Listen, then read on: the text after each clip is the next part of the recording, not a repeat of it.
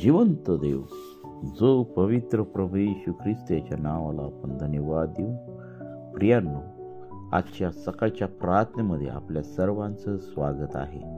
परमेश्वराने हा नवीन दिवस आमच्या प्रत्येकाच्या आयुष्यात जोडला, त्याबद्दल आपण त्या जिवंत देव, जो पवित्र प्रभू येशू ख्रिस्त याच्या नावाला धन्यवाद देऊ. प्रियांनो, खरोखर आमचा देव महान आहे. त्याने आम्हाला सर्व गोष्टी पुरवलेल्या आहे. अन्न, वस्त्र, निवारा या सर्व गोष्टी पुरवून त्याने त्याचं गौरव पुन्हा एकदा सिद्ध केलेलं आहे. त्यासाठी आपण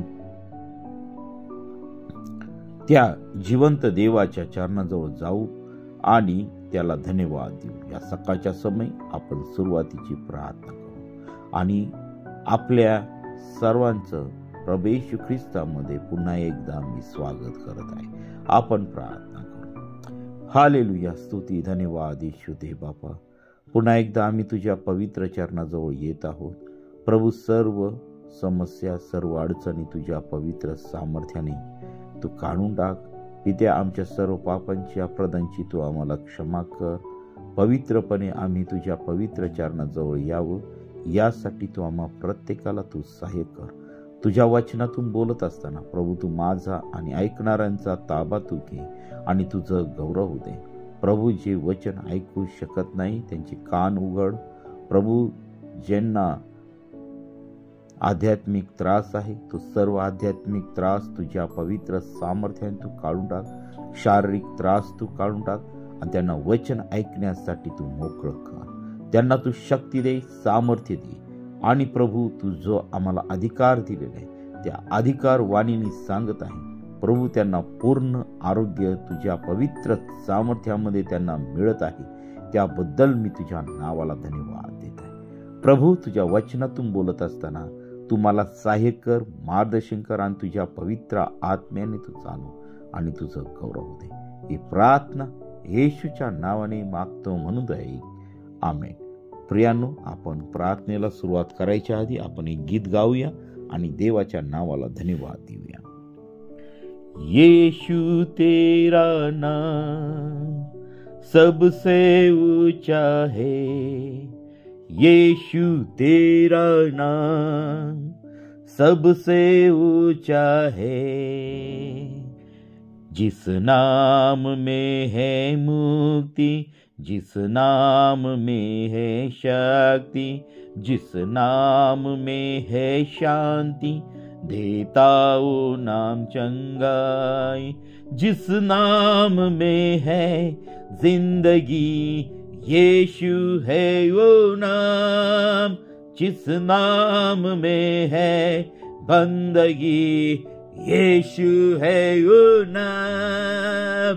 यीशु तेरा नाम सबसे ऊंचा है, यीशु तेरा नाम सबसे ऊंचा है.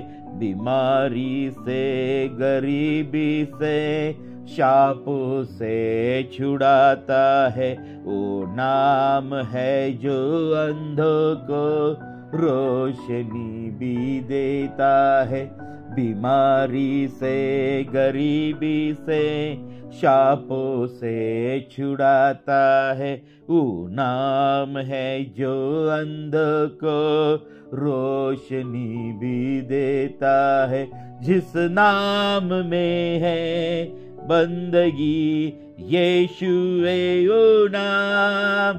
जिस नाम में है जिंदगी, यीशु है वो नाम.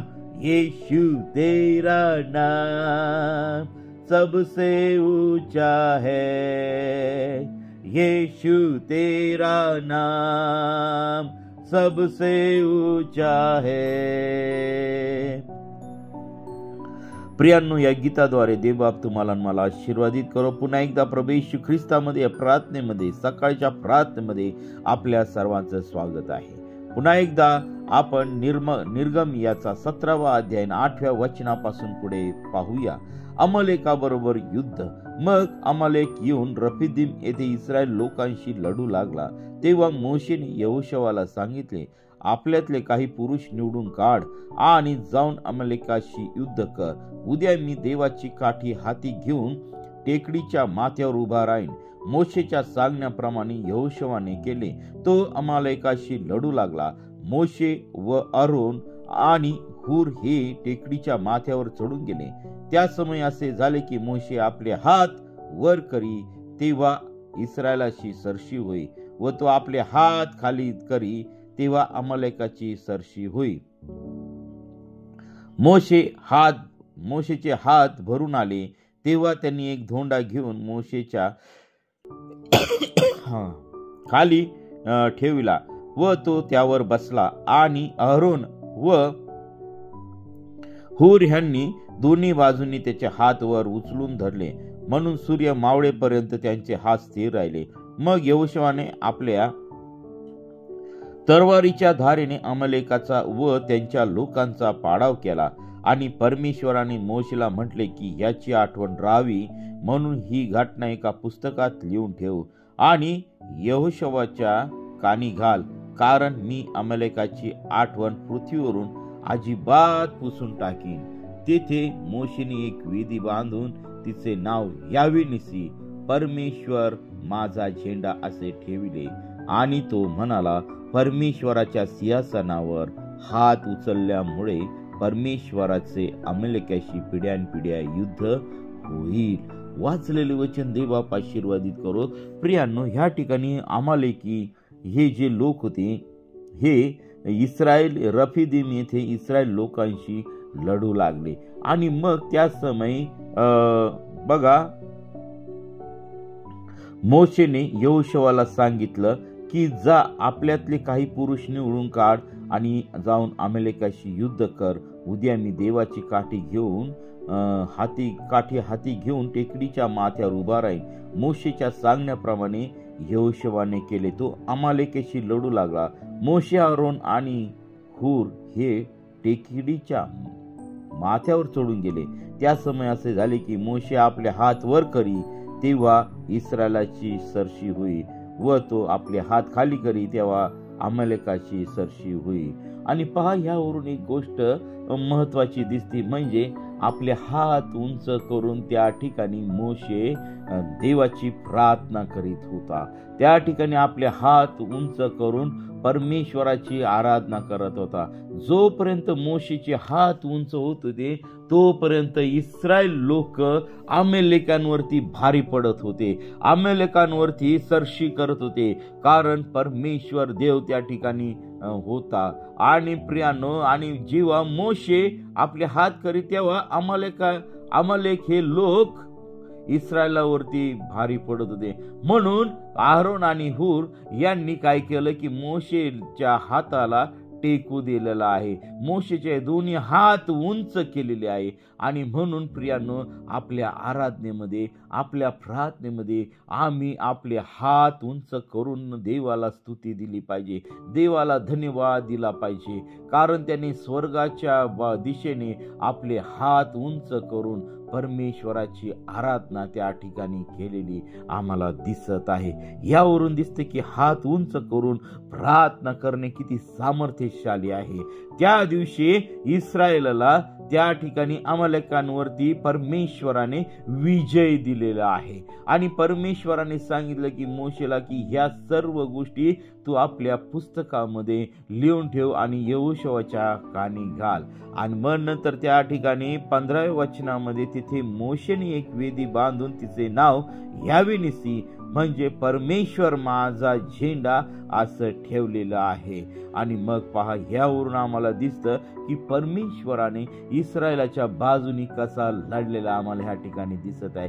परंतु त्या ठिकाणी आमचं जीवन कसं आहे, आमचे आणि देवाचे संबंध कसे आहे हे या ठिकाणी आम्हाला दिसत आहे. आम्हाला मोशेचं आणि देवाचे संबंध कसे आहेत हे आम्हाला त्या ठिकाणी दिसत आहे. परमेश्वर आपल्या लोकांसाठी कसा लढत आहे ते आम्हाला ह्या ठिकाणी दिसत आहे. आणि म्हणून प्रियांनो, ह्या शेवटच्या काळामध्ये आम्ही न घाबरता परमेश्वराचे ना आपले संबंध एकदम पवित्र ठेवावे, घनिष्ठ ठेवावे, मैत्रीचे ठेवावे आणि परमेश्वराशी आम्ही रोज आणि रोज पवित्र आत्म्याच्या सामर्थ्याने भरून आम्ही बोललं पाहिजे. आज आम्ही जगाच्या वहिवाटीमध्ये आम्ही घुसून बसलेलो आहोत, जगाच्या चालीरीतीमध्ये आम्ही घुसून बसलेलो आहोत. प्रियांनो, या मर्त्य शरीरासाठी आम्ही कष्ट करीत आहोत.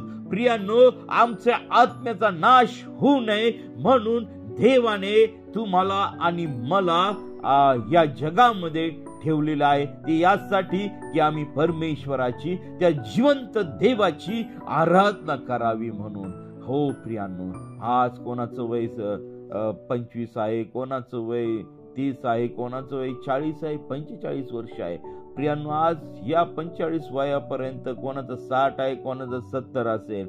तर प्रियांनो, आज या वयामध्ये आम्ही परमेश्वराशी काय केलेलं आहे ते आज आम्ही आठवूया आणि आपले हात उंच करून त्या परमेश्वराच्या जवळ जाऊया. त्या परमेश्वराच्या जवळ जाऊन आम्ही पश्चाताप करूया. त्या परमेश्वराचे आणि आमचे संबंध पुन्हा घनिष्ठ करण्यासाठी आम्ही देवाजवळ विनवणी करूया, पश्चाताप करूया, रडूया. आमचं अंतःकरण त्याच्या पुढे रिक्त करूया, आमचं अंतःकरण त्याच्या पुढे उघड करूया. त्या जिवंत देवाला आपल्या अंतःकरणामध्ये बोलूया आणि परमेश्वराला म्हणू की प्रभू, तू आमच्या जीवनामध्ये, आमच्या कुटुंबामध्ये, आमच्या राष्ट्रामध्ये, आमच्या राज्यामध्ये, ओ प्रभू, या सकाळच्या समय तू आमच्या प्रत्येकाचा तू ताबा तू घे. आणि प्रियांनो, पहा, आज आमचं जीवन बदलून जाईल, आमचे कुटुंब बदलून जातील, आमच्या जीवनातील सर्व अनैतिक गोष्टी निघून जातील,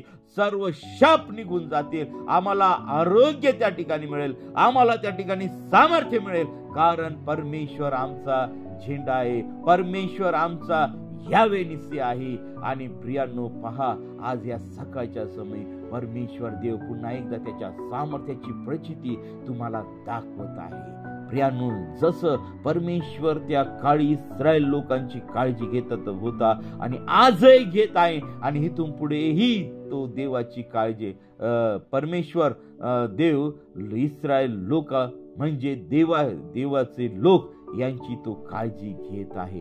आणि म्हणून प्रियांनो, आपण त्या इस्रायलामध्ये गणत आहोत का हे आम्ही शोधलं पाहिजे. जर आम्ही देवाचे लोक आहोत तर निश्चित परमेश्वर तुमचं, आमचं या जगातील सर्व दुष्टापासून, या जगातील दुरात्म्यापासून, या जगातील शापापासून, या जगातील आजारापासून परमेश्वर देव तुमचं संरक्षण करत आहे. परमेश्वर देव तुमच्या बाजूने लढणार आहे. तुमचं आणि माझं युद्ध एपिस्करास पत्रामध्ये लिहिल्याप्रमाणे आकाशातील दुरात्म्यांबरोबर आहे, रक्त मांसाबरोबर नाही, तर आकाशातील दुरात्म्यांबरोबर आहे. आणि आकाशात दुरात्मा दुसरा तिसरा कोणी नाही, तर तुमचा शत्रू सैतान हा गर्जणाऱ्या सिंहाप्रमाणे कोणाला गिळावं हे शोधत फिरत आहे. तर त्या सैतानाचं डोकं ठेचण्याचा अधिकार तुम्हाला मला त्या जिवंत देव जो पवित्र प्रभू येशू ख्रिस्ताने तुम्हाला आणि मला 2000 वर्षापूर्वीच तो आम्हाला दिलेला आहे. तर प्रियांनो, आज आम्ही त्या परमेश्वराला हाक मारूया, आपले हात उंच करून त्या देवाला आम्ही हाक मारूया. परमेश्वर तुमच्या सर्व अडचणीवर, सर्व समस्येवर परमेश्वर तुम्हाला जय देणारा परमेश्वर आहे. आणि खरोखर त्या जिवंत देवाला आपण या सकाळच्या वेळी हाक मारणार आहोत. प्रियांनो, या छोट्याशा वचनाद्वारे देवबाप तुम्हाला मला आशीर्वादित करो. ज्याप्रमाणे परमेश्वराने इस्रायलाला विजय दिला, त्याचप्रमाणे परमेश्वर तुम्हाला व तुमच्या परिवाराला, तुमच्या देशाला, तुमच्या प्रत्येक देशातील नागरिकाला परमेश्वर विजय देव आणि परमेश्वर त्याच्या बाजूने लढो. प्रियांनो, ह्या वचनाद्वारे देवबाप तुम्हाला पुन्हा एकदा मला आशीर्वादित करो. आमेन. आपण प्रार्थना करूया. हालेलुया. स्तुती, धन्यवाद येशू देवबापा. पुन्हा एकदा तुझ्या वचनातून तू आमची कान उघडणी केलेली आहे. प्रभू, तू आम्हाला प्रार्थनेची तू सवय तू लाव, तुझ्या वचन वाचण्याची सवय तू लाव.